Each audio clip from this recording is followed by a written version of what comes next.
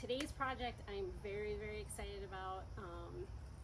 This is just a pure fun project. Turning the stock tank into a stock tank pool. I've been researching this for literally years. So, I've read a lot about it, researched a lot. I've followed up with people reading their blogs over the years. So I have a lot of info about how they work. So I'll try to give you some tips from other people's experiences, but this should be a pretty quick project. This is pretty much all you'll need. This is a above ground pool pump. I'll link everything below. This is everything that comes with this pump, and this stuff I bought extra. This is like an inlet valve.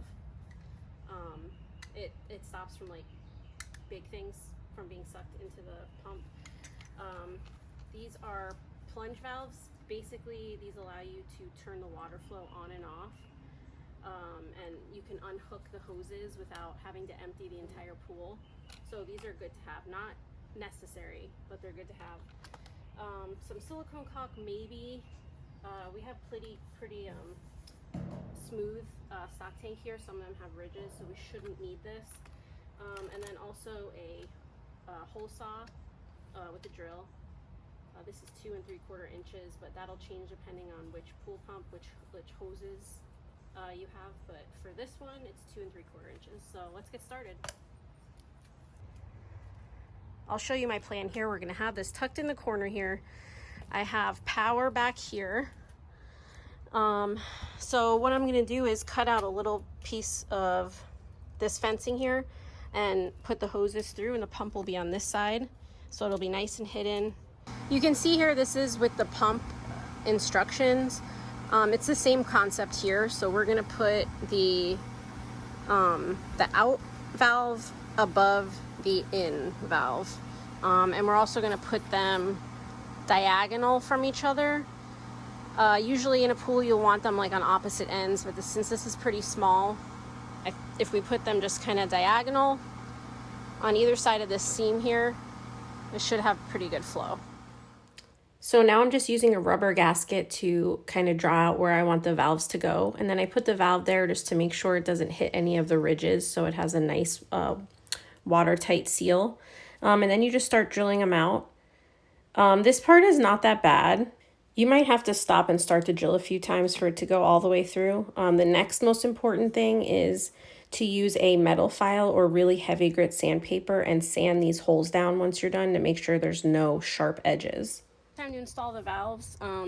Just want to make sure the rubber gasket is on the inside of the pool. That's what creates the waterproof seal.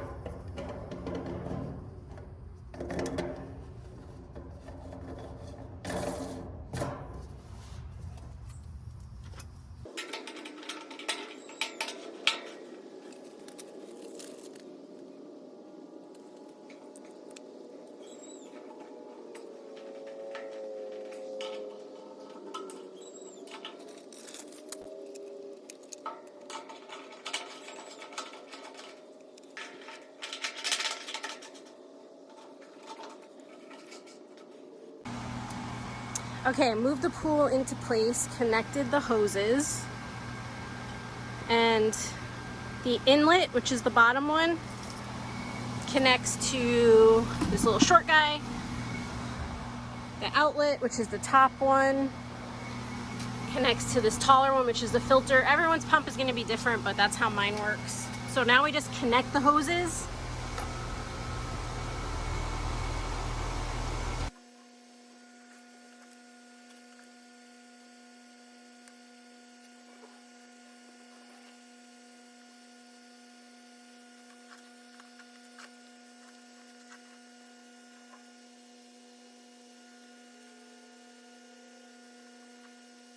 Okay, so after that, you'll want to clean up the metal shavings from drilling the holes from inside the tank. And then you want to fill it up and do leak checks on the 2 holes. If if there are leaks, you'll want to retighten, check again. If it still is leaking, we'll want to put caulking on. So I'm going to hope that these are good just by hand tightening. After that, you want to make sure you get some chlorine and a little chlorine floater to throw in here. I'll give you some important chlorine info here with the stock tanks. I'll cut in that video. So this is an 8-foot stock tank. The great thing about stock tanks is they're literally made to be outside full of water, just out on a pasture somewhere for decades. They last forever. The big problem with turning them into pools is the chemicals you put inside. And that's what causes rust sometimes. So we have to be very careful to put a very low amount of chlorine in the tank. So we're gonna test it out with that. The absolute only foolproof way to stop this from rusting is to get a pool liner. You could get an 8-foot round pool liner fitted on here. I've seen some people do it. That's the only way you're 100% not gonna get rust. So we might do that in the future, but we're gonna try it just by controlling the chlorine levels. But other than that, it's almost time to enjoy. Leak check number 1. The inlet valve is underwater and no leaks. Looking good so far.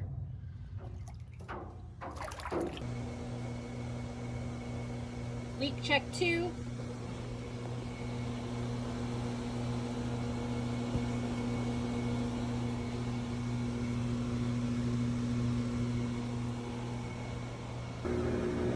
Okay, this is 24-hour leak check.